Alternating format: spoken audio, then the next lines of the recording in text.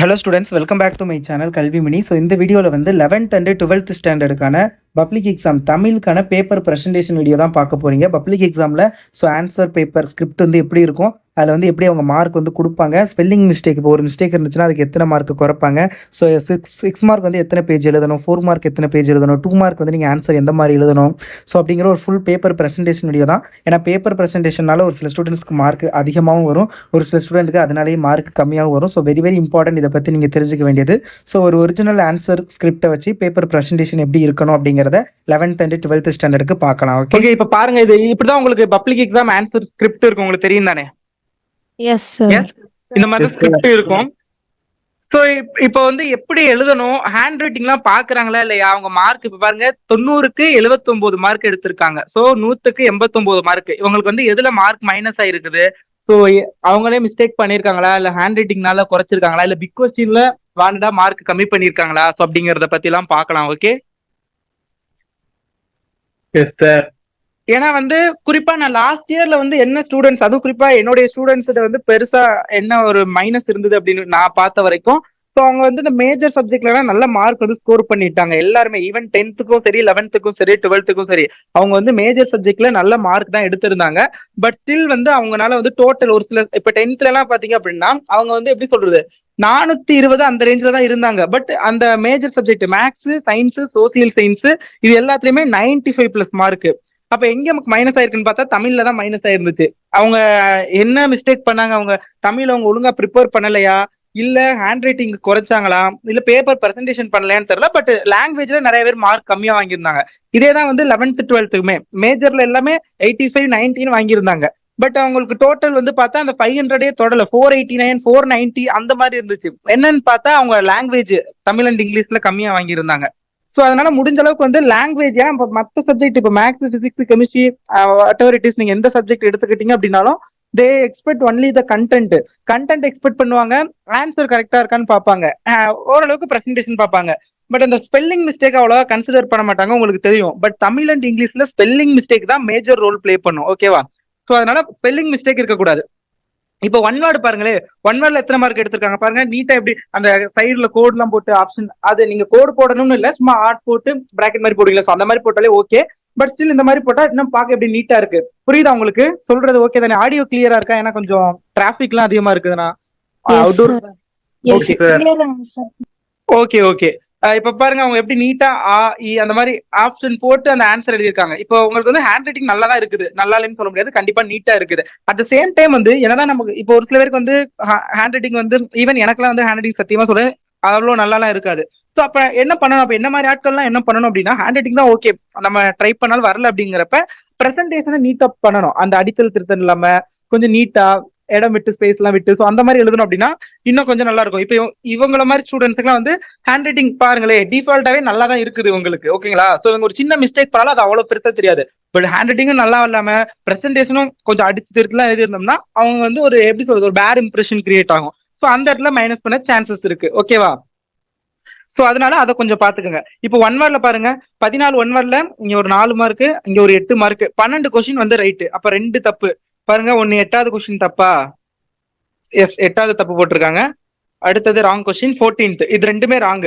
அப்ப பாருங்க ஒன் வேர்ட்லாம் வந்து 12 மார்க் எடுத்திருக்காங்க, 2 மார்க் ஒன் வேர்டுல போயிருச்சு. இந்த மாதிரி பேஜ் வைஸ் தான் வந்து மார்க் போடுவாங்க. ஒவ்வொரு பேஜுக்கும் நீங்க எவ்வளவு மார்க் முன்னாடியே ஆன்சர்ல இருக்கும் பாருங்களேன், ஸ்கிரிப்ட்ல பேஜ் வைஸ் எத்தனை மார்க், கொஸ்டின் நம்பர் வைஸ் இருக்கும், வந்து வினாவாரியாக மொத்தம் கொஸ்டின் வைஸ் டோட்டல் மார்க் எவ்வளவு, பேஜ் வைஸ் இந்த பக்கத்துல எவ்வளவு மார்க் எடுத்திருக்கீங்க, ரெண்டும் ஈக்குவலா வரணும். பாருங்க இங்க 79, அங்கேயும் 79 வந்திருக்குதா? ஓகே. சோ அந்த மாதிரி ஈக்குவலா வரும். இதுக்கப்புறம் வந்து ஏஇ, எஸ்ஓ, சி அப்படிங்கிற 3 பேர் கரெக்ஷன் பண்றவங்க, அதை 2 பேர் செக் பண்ணுவாங்க. சோ அவங்க எல்லாம் சைன் போடணும்.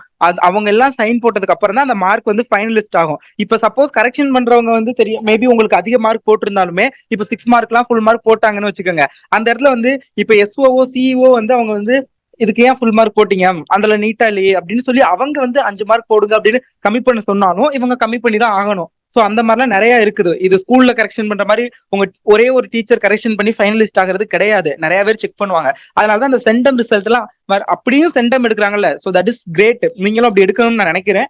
சோ அப்படி சென்டம் எடுக்கிறதுக்குலாம் வந்து நீங்க பிரசன்டேஷன் பண்ணணும். ஏன்னா நீங்க ஆன்சர் அந்த சென்டம் பேப்பருக்கு தான் மெயினா பிரசன்டேஷன் பார்ப்பாங்க. நீங்க என்னதான் ஃபுல் மார்க் வாங்கியிருந்தாலும் சென்டம்க்குன்னு ஒரு இது இருக்குல்ல, ஒரு வேல்யூ இருக்குது. ஸோ அப்ப அந்த இடத்துல வந்து அடுத்தது என்னது இது, என்னதான் ஆன்சர் கரெக்டா இப்படி இருக்குது அப்படின்னு மேபி அவங்க கரெக்ஷன் பண்றவங்க மைனஸ் பண்ணல சொல்லாட்டியும் அடுத்து அந்த செக் பண்றவங்க மைனஸ் பண்ண சொல்லலாம். ஓகேங்களா, 99 போட்டு விடுங்க அப்படின்னு.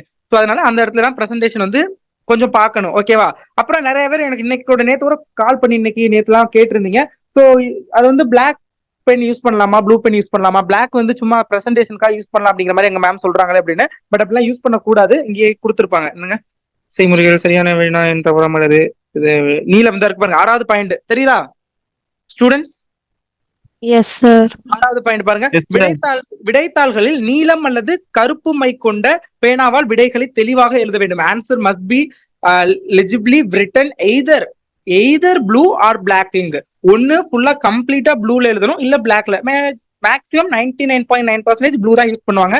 ஸோ நீங்க ப்ளூவே யூஸ் பண்ணுங்க. பட் நீங்க அந்த இடத்துல வந்து பென்சில் தான் வந்து பயன்படுத்தலாம். அந்த அண்டர்லைன் பண்றது, மேபி ஸ்டார் போட்லாம் எழுதுறீங்கன்னா அந்த இடத்துல பென்சில் யூஸ் பண்ணலாம். But any one black or blue தான் யூஸ் பண்ணணும். ஸோ அதனால யாரும் வந்து அப்படி பண்ணாதீங்க. அது பெரிய லெவல்ல மேபி ஒரு சில டீச்சர்ஸ் வந்து கன்சிடர் பண்ண, இப்போ கரெக்ஷன் பண்ற இடத்துல ஓகே ஏதோ யூஸ் பண்ணிட்டாங்க அப்படின்னு மார்க் போடுறாங்கன்னு வச்சுக்கோங்க.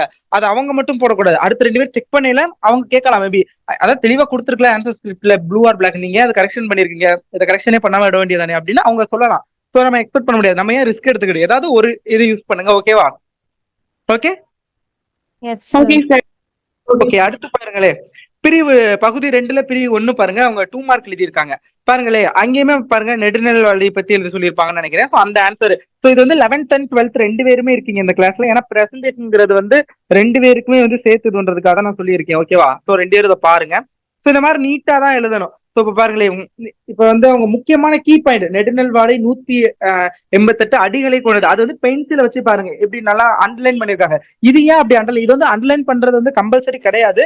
பட் வந்து இப்போ நம்ம நார்மலா ஸ்கூல் எக்ஸாம்ல என்ன பண்ணுவோம், அந்த மாதிரி கீ ஆன்சர்லாம் வந்து ப்ளூல எழுதல, பிளாக்ல அதை மட்டும் ஹைலைட் பண்ணுவோம். பட் அங்க வந்து அண்டர்லைன் மட்டும் தான் பண்ண முடியும் பென்சில் அப்படிங்கிறப்ப அவங்க அண்டர்லைன் பண்ணி வச்சிருக்காங்க. இது கம்பல்சரி கிடையாது. பட் இதனால என்ன ஒரு பெனிஃபிட்னா, இப்ப கரெக்ஷன் பண்றப்ப வந்து நம்ம வந்து ஒவ்வொன்றையும் ரீட் பண்ண வேண்டாம். பாருங்களேன், இப்ப பாக்கையிலே இது தெரியுது.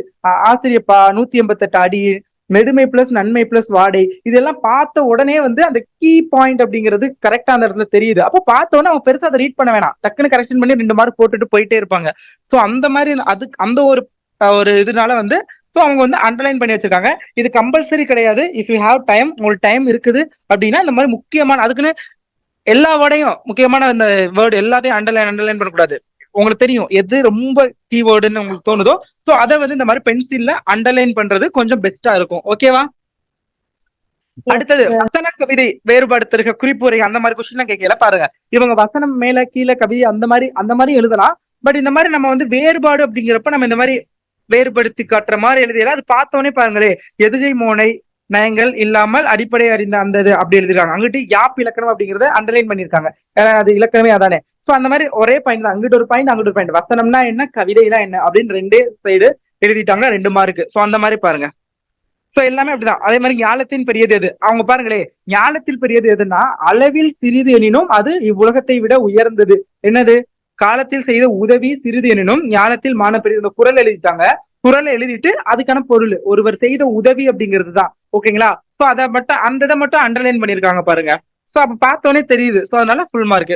சோ அந்த மாதிரி தான். அதே மாதிரி இங்க புக்கில் தம்மனை சிறுகுறிப்பு வரைக. புக்கில்னா என்ன, தற்காலிகமாக தங்குமிடம் புக்கில் எனப்படுகிறது. அதுல தற்காலிகமாக தங்குமிடம் அப்படிங்கறதான் புக்கில், அதை அண்டர்லைன் பண்ணிருக்காங்க. தம்மனைங்கிறது தலைவனும் தலைவியும் திருமணத்திற்கு பின் பெற்றோரிடம் இருந்து பிரிந்து, அந்த பிரிந்துங்கிறது ஒரு முக்கியமான வீடு தானே, பிரிந்து தனியாக வாழும் இடம் தன்மனை எனப்படும். சோ அந்த மாதிரி அண்டர்லைன் பண்ணிருக்காங்க. சோ அதான் சொல்ல வந்தேன். முறை வைப்பு என்றால் அப்படிங்கறத அண்டர்லைன் பண்ணிட்டு அகர முதல வரிசையை கூடுவதும் பின்பற்றி கூறுவதே அந்த இது, அது எல்லாத்தையுமே அண்டர்லைன் பண்ணிருக்காங்க. ஸோ அந்த மாதிரி பார்த்து இது அண்டர்லைன்ங்கிறது கம்பல்சரி கிடையாது. ஸோ அதை நான் சொல்லிட்டேன், கம்பல்சரி கிடையாது. ஒரு பேப்பர் கரெக்ஷன் பண்றதுக்கு ஐ திங்க் ஒரு 10 minutes அந்த மாதிரி டைம் இருக்கணும். அப்படி கிடையாது. இல்ல பேப்பர் அவங்க எப்படி கரெக்ஷன் பண்ணுவாங்கன்னா, இது எங்க மேம் சொல்லியிருக்காங்க. அதாவது ஒரு பேப்பருக்கு இத்தனை மினிட்ஸ் அப்படிங்கிறது கிடையாது. மொத்தமே அவங்க வந்து ஒரு 30 பேப்பர் கரெக்ஷன் பண்ணுவாங்க ஒரு நாளைக்கு. காலையில இருந்து மதியானம் வரைக்குமே அவங்க வெறும் 15 பேப்பர் தான் கரெக்ஷன் பண்ணுவாங்க.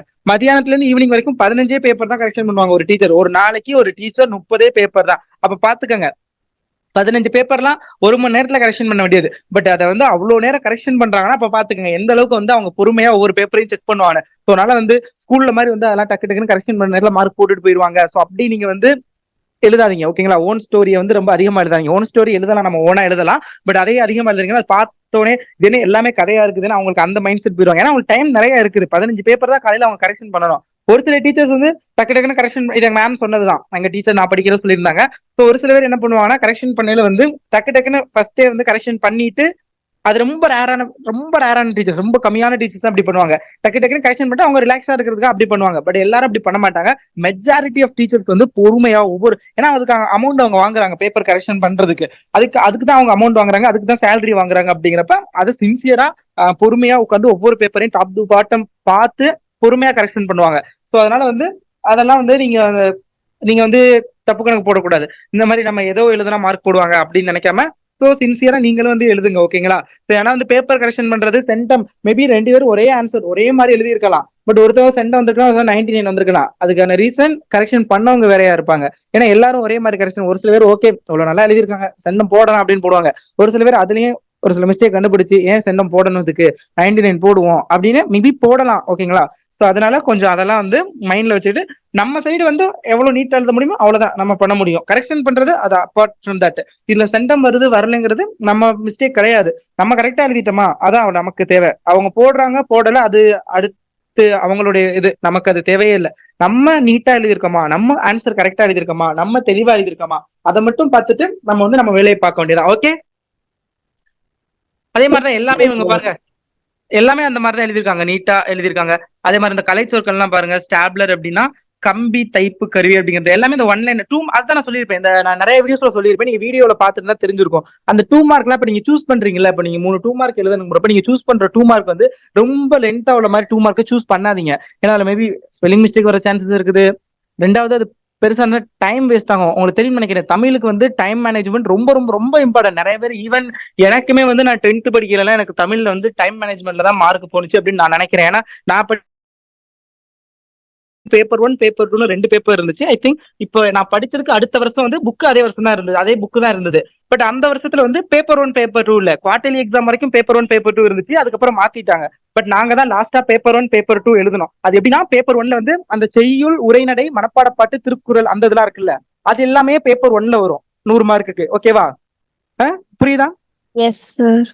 அதே மாதிரி பேப்பர் 2ல நாங்க எதெல்லாம் கேட்பாங்கன்னா கட்டுரை, கடிதம், இலக்கணத்துல உள்ளது, மொழிபெயர்ச்சி, அந்த துணைப்பாட கதை இருக்குல்ல அந்த மாதிரி அது எல்லாமே அந்த கிராமர் செக்ஷன் எல்லாமே வந்து பேப்பர் 2ல கேட்பாங்க. இதுல நிறைய பேர் அப்போ ஒரு பிளஸ் பாயிண்டாவும் இருந்துச்சு ஸ்டூடெண்ட்ஸுக்கு. ஏன்னா அவங்க பேப்பர் 2 வந்து ரொம்ப ஈஸியா இருக்கும். ஏன்னா பேப்பர் 1ல வந்து எல்லாமே நம்ம படிச்சு எழுதணும், கதைங்கிறது எழுத முடியாது. ஏன்னா செய்யுள், உரைநடையெல்லாம் எல்லாமே நம்ம படிச்சுதான் எழுத முடியும். பட் துணைப்பாட கதையெல்லாம் நம்ம ஓனா எழுதிடலாம். அதே மாதிரி இந்த உரைநடை, செய்யுள், அழகிட்டு வாய்ப்பாடு இந்த மாதிரி இதெல்லாம் கேட்பாங்க. இது எல்லாமே நம்மளாம் அந்த எப்படி இங்கிலீஷ்ல கிராமர் செக்ஷன் இருக்கு அந்த மாதிரி தான் நம்ம எழுதுற மாதிரி. அது ஒரு நல்லா இருந்துச்சு. ஏன்னா பேப்பர் 1ல வந்து இப்ப நான் அது எப்படி மார்க் எடுப்பாங்கன்னா 2யும் ஆட் பண்ணி 2ஆல டிவைட் பண்ணிடுவாங்க. அதுதான் உங்களுடைய தமிழ் மார்க்கா வரும், ஓகேங்களா? ஏன்னா நம்ம 2 பேப்பர் எழுதினாலும் டோட்டல்னு வரையில தமிழுக்கு பேப்பர் 1 பேப்பர் 2 அது அப்படி தமிழ்னு மட்டும்தான் ஆன்சர் வரும். பேப்பர் 1 பேப்பர் 2 மார்க் வராது ரிசல்ட்ல, வெறும் தமிழ்னு தான் வரும். அப்ப எப்படின்னா 2யும் ஆட் பண்ணி 2ஆல டிவைட் பண்ணிடுவாங்க. இப்போ அதுல வந்து அதுல இன்னொரு பிளஸ் பாயிண்ட் என்னதான் இருந்தாலும் இப்ப பேப்பர் 2 ஈஸியா இருக்கும்னு வச்சுக்கோங்க. மைனஸ் பாயிண்ட் ஒன்னு இருக்குது. இப்போ நீங்க வந்து தமிழ் எழுதுறீங்க, தமிழ்ல 100க்கு 100னா 100க்கு 100 தான். அப்போ அப்படி கிடையாது. அப்போ சென்ட் எடுக்கிறதுலாம் ரொம்ப ரொம்ப ரொம்ப பெரிய விஷயம். பேப்பர் 1லயும் 100 எடுக்கணும், பேப்பர் 2லயும் 100 மார்க் எடுக்கணும். பேப்பர் 1ல 100 எடுத்து பேப்பர் 2ல 99 எடுத்தா கூட அவங்களுடைய மார்க் வந்து சென்டம் வராது. 2யும் ஆட் பண்ணி 2ஆல டிவைட் பண்ணல. மேபி ஒரு சில பேர் வந்து ஹாஃப் மார்க் டிஃபரெண்ட் ஆகுமா, அரை மார்க் தானே 1 மார்க் போகவே இல்லை. ஒரு சில பேர் சென்டம் போடுவாங்க, ஒரு சில பேர் சென்டம் போட மாட்டாங்க. அப்ப 98 எடுத்தோம்னா ஜோலி முடிஞ்சிருச்சு, சென்டம் கிடையாது. சோ அந்த மாதிரி தான் அப்ப இருந்துச்சு. அது ஒரு மைனஸ் பாயிண்ட். பட் இப்போ உங்களுக்கு அப்படி கிடையாது, சென்டம்னா சென்டம் அந்த மாதிரி இருக்குது. பட் அதுல என்ன பிளஸ் பாயிண்ட்னா இப்போ தமிழுக்கு பேப்பர் 1க்கு வரல அப்படின்னா வச்சுக்கோங்க, பேப்பர் 2 வந்து அவங்க வந்து ஒரு 70 மார்க் எடுத்தா போதும். ஏன்னா 35 பாஸ் மார்க், 70 மார்க் எடுத்தா போதும். அதை 2 ஆட் பண்ணுவாங்க, 0 70 70 மார்க் டிவைட் பண்ணல 35 வந்துடும். அந்த மாதிரிலாம் இருந்துச்சு. ஸோ எனக்கு வந்து ஐ திங்க் பேப்பர் 1ல வந்து 99 நம்ம மார்க் வந்து இருந்துச்சு. அது வந்து ரிசல்ட்ல தான் வராது, பட் ஸ்கூல்ல போய் செக் பண்ணிக்கலாம். நான் செக் பண்ணியிருந்தேன், எனக்கு 99 சம்திங் வந்து இருந்துச்சு. பட் பேப்பர் 2ல எனக்கு வந்து ரொம்ப கம்மி தான், அந்த 80 சம்திங் அந்த மாதிரி வந்து இருந்துச்சு. அதுக்கு ரீசன் வந்து எனக்கு ஆக்சுவலி நான் எல்லாத்தையும் ரொம்ப லென்த்தா எழுதிட்டேன். எனக்கு கட்டுரை எல்லாம் கேட்டாங்க, நான் கட்டுரை ரொம்ப பெருசா எழுதிட்டு அப்புறம் தான் டைம் முடிய போகுதுன்னு சொல்றாங்க. அப்பதான் எனக்கு வந்து ஞாபகம் வருது, ஐயோ டைம் முடிய போகுது அப்படின்னு. அப்புறம் அந்த கடிதம் லென்த்தா எழுதிட்டேன், கடிதம், துணைப்பாட கதை அதெல்லாம் லென்த்தா எழுதிட்டேன். கட்டுரை 2 கட்டுரை எழுதணும், 20 மார்க் 10 10. சோ அந்த 2 கட்டுரையுமே என்ன இது என்னால ஒண்ணுமே பண்ண முடியல அந்த இடத்துல. அவங்க கொடுத்துருக்க ஹிண்ட்ஸ் எழுதிட்டு ஒவ்வொரு இதுக்கும் ஒவ்வொரு பாயிண்ட் மட்டும் டக்கு டக்கு டக்குன்னு எழுதி முடிச்சிட்டேன். மேபி அதுக்கு 5 மார்க் 6 மார்க் அப்படிதான் போட்டிருப்பாங்கன்னு எனக்கு தெரியுது. ஸோ மேபி அதுல மார்க் போயிருக்கலாம். ஸோ அப்படி வரையில எனக்கு ஓவரால் 93 மார்க் வந்தது. Yes 93 mark. ஸோ அந்த ஆட் பண்ணி டிவைட் பண்ணல எனக்கு கிடைச்ச மார்க். பட் இப்போ உங்களுக்கு அப்படி கிடையாது, ஒரு பேப்பர் தான். ஸோ நீட்டா எழுதுங்க. Time management okay. நான் இது எதுக்கு சொல்ல வந்தேன்னா டைம் மேனேஜ்மெண்ட் வந்து உங்களுக்கு புரிய வைக்கிறதுக்காக தான். நீங்க எத்தனை பேர் வந்து இப்ப தமிழ் வந்து கரெக்டா டயத்துக்குள்ள முடிச்சிருவீங்க? Hello, sir. இப்போ தமிழ் கரெக்டா 90 மார்க் எழுதுறீங்க. 90 மார்க் உங்களால டைமுக்குள்ள முடிச்சிட முடியுதா? Yes sir. ஓகே, எஸ் அப்படின்னா ஓகே குட்.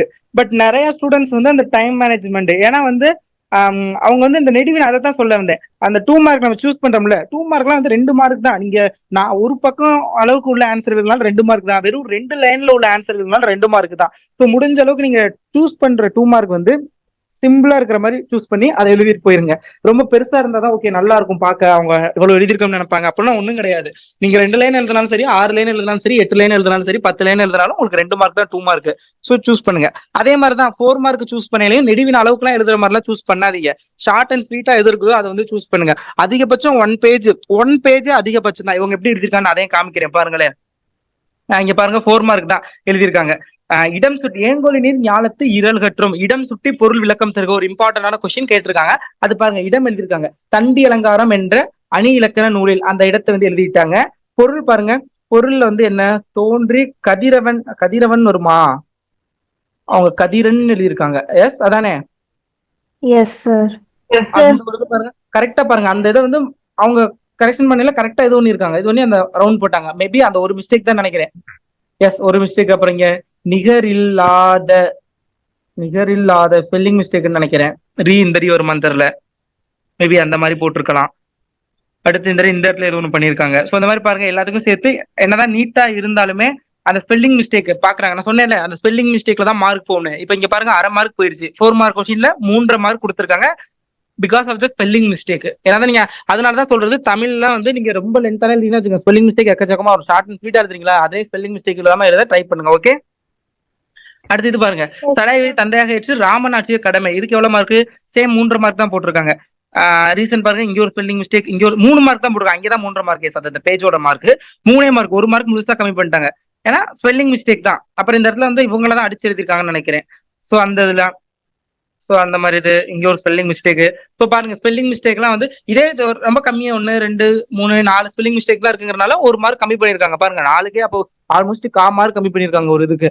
பட் அப்ப நீங்க நிறைய இப்ப நெடுவினாலும் நிறைய மிஸ்டேக்லாம் வந்துச்சுன்னா 2 மார்க் அந்த மாதிரிலாம் சாலிடா போயிடும். ஸோ அதனால ஸ்பெல்லிங் மிஸ்டேக் இல்லாம எழுத பாருங்க. இங்கேயுமே பாருங்க, முழுசா இதுலயுமே 4 மார்க் வாங்கலன்னு நினைக்கிறேன். பேரிடர் மேலாண்மை ஆணையம், இங்கே ஒரே ஒரு மிஸ்டேக் இருக்குது. ஒரே ஒரு மிஸ்டேக் தான் இருக்கு. அந்த சொல்லுங்க சார், பேஜுக்கு மார்க் போடுவாங்களா? அந்த பேஜ் வைஸ் பேஜுக்கு மார்க்கே கிடையாது. அது மித்து தான். அது பேஜுக்கு மார்க் கிடையாது. நீங்க எழுதுற கண்டென்ட்டுக்கு தான். பட் பேஜ் பார்ப்பாங்க. அந்த நெடுவினா அதுக்கெல்லாம் ஓரளவுக்கு அவங்க ஒரு 1.5ல இருந்து 2 பக்கம் எக்ஸ்பெக்ட் பண்ணுவாங்க. சிறுவினானா நான் சொன்னேன்ல, அதிகபட்சமே ஒரு பக்கம் தான். இவங்க பாருங்க, ஏதாவது ஒரு பக்கத்தை தாண்டி இருக்கா? கிடையாது. எல்லாம் 3/4 பக்கம் அந்த மாதிரி தான் கொடுத்துருக்காங்க. ஸோ அந்த மாதிரி எழுதுங்க மேக்ஸிமம். ஓகேவா? ஸோ இங்க பாருங்க, ஒரு மிஸ்டேக் தான் வந்திருக்குது. சூறாவளி அப்படிங்கிற அந்த ரா வேற ரா வரும்னு நினைக்கிறேன். அதுக்கே 3.5 மார்க் தான் போட்டிருக்காங்க. 3 மார்க்கா 3.5 மார்க் போட்டிருக்காங்க. ஸோ அரை மார்க் குறைச்சிட்டாங்க. அதே மாதிரி இங்கேயும் 3.5 மார்க். ஸோ வேளாண் மேலாண்மை. ஸோ அந்த மாதிரி தான் எல்லாமே பாருங்க, மிஸ்டேக்லயே வந்து அவங்களுக்கு ஃபுல் மார்க் வரல. இதுக்கு மட்டும் தான் ஃபுல் மார்க் போட்டிருக்காங்க. பிகாஸ் மிஸ்டேக் இந்த இடத்துல ஒன்னே ஒன்று, அதுவும் அவங்களே என்ன அடிச்சிருக்காங்கன்னு நினைக்கிறேன். மேபி அந்த ஒரு காரணத்தினால இதுக்கு மட்டும் ஃபுல் மார்க் போட்டிருக்காங்க. மேபி இங்கேயே 2 3 மிஸ்டேக் வந்துருந்துச்சுன்னா ஈஸியா 3 மார்க் குறைச்சிருப்பாங்க. ஸோ அதனால ஸ்பெல்லிங் மிஸ்டேக்கை பார்த்துக்கங்க. எந்த ரா வரும், எந்த இல் வரும் அந்த இடத்துல. இதுல தான் பெருசா ஸ்பெல்லிங் மிஸ்டேக் வரும். இதை தாண்டி பெருசா வேற எதுவும் வர மாதிரி எனக்கு ஞாபகம் இல்லை. ஓகேவா? தமிழாக்கம் அட்டன் பண்ணிருக்காங்க. அதுக்கு ஃபுல் மார்க் வாங்கிட்டாங்க. மைய கருத்து, அந்த இது பாட்டு கொடுத்து எழுதுவோம்ல, அது பாருங்க மைய கருத்து எழுதியிருக்காங்க. திரண்ட கருத்து. நிறைய பேர் வந்து இந்த மைய கருத்துக்கு வந்து இந்த பாட்டு அப்படியே எழுதுங்க, உங்களுக்கு என்ன தோணுதோ எழுதுங்க. ஒரு மேபி ஸ்கூல்ல எப்படி சொல்லி கொடுத்துருக்கலாம். திரண்ட கருத்துக்கு வந்து நீங்க அந்த பாட்டை வந்து எப்படி லைன் பை லைனா இருக்குமா, நீங்க பேராகிராஃப் மாதிரி எழுதுங்க அப்படிலாம் சொல்லுவாங்க. பட் திரண்ட கருத்துனா அதுக்கான கருத்து என்னவோ அதை தான் எழுதணும். நீங்க எழுதுனா மேபி ஒரு சில டீச்சர்ஸ் மார்க் போடலாம், எல்லாரும் போட மாட்டாங்க. இவங்க பாருங்க அதுக்கான அந்த இதை மட்டும் எழுதியிருக்காங்க. பாயிண்டா. அடுத்து பாருங்க, எதுகை தொடைனா இப்ப தொடை நயம் போட்டிருக்காங்க. தொடை நயத்துலதான் மோனை நயம் வரும், எதுகை நயம் வரும், அது போட்டிருக்காங்க. அடுத்தது பாருங்க, மோனை தொடை, அந்த தான் தொடை நயம் எழுதியிருக்காங்க. ஸோ அவ்வளவுதான். அவங்க கேட்டது 1 2 3 4 எழுதிட்டாங்க. அதனால ஃபுல் மார்க் போட்டிருப்பாங்கன்னு தான் நினைக்கிறேன். இல்ல இங்கேயுமே 1 மார்க் தான் போட்டிருக்காங்க. ரீசன் என்னன்னு தெரியல. 3 மார்க் கொஸ்டின், அது 4 மார்க் தானே? 4 மார்க்ஸ். பட் ஸ்டில் பாருங்க எல்லாம் எழுதியிருக்காங்க. மொத்தமே 4 லைன் தானே. அவங்க எப்படி கேட்பாங்க கொஸ்டின்? மையக்கருத்தை எழுதி ஏதேனும் ஏற்புடைய 3 லைன் தானே கேட்பாங்க. ஒரு மையக்கருத்து 3 நயம். Yes sir. எழுதி திரண்ட கருத்தும் எழுதிட்டாங்க, தொடை நயம் எழுதிட்டாங்க, மோனை நயம் எதுகை நயம் எழுதியிருக்காங்க. மேபி அவங்க இன்னொன்னு அணிநயம் சந்தநயம் அந்த மாதிரி ஏதாவது எழுதியிருக்கலாம். பட் அது எழுதல. ஏன்னா வந்து முன்னாடிலாம் வந்து நாங்க படிக்கிறது வந்து மோனை நயம் தொடை நயம் மோனை எதுகை ரெண்டுமே சேர்த்து ஒரு நயமா தான் எழுதணும். இப்ப வந்து அவங்களே எப்படின்னா அந்த பப்ளிக்கோட கீ ஆன்சர் கொடுப்பாங்க கரெக்ஷன் பண்ணல, அந்த கீழையும் பாப்பாங்க. அதுல வந்து அவங்களே கொடுத்துருக்காங்க மோனைக்கு 1 மார்க் எதுகைக்கு 1 மார்க்னு அவங்க தெளிவா கொடுத்துருக்காங்க. சோ அதனால இப்ப அதுக்கு 1 மார்க் போடணும். பட் இவங்க போடல, என்னன்னு தெரியல. இந்த இடத்துல ஃபுல் மார்க்கே கொடுத்துருக்கலாம். சோ அதனால தான் கரெக்ஷன் பண்ற டீச்சரை பொறுத்து இருக்குது. மேபி ஒரு சில டீச்சர் இதுக்கெல்லாம் ஃபுல் மார்க் கொடுத்துருப்பாங்க, ஒரு சில பேர் இந்த மாதிரி குறைச்சிருக்காங்க. ஓகேங்களா? சோ அதெல்லாம் கொஞ்சம் மைண்ட்ல வச்சுக்கோங்க.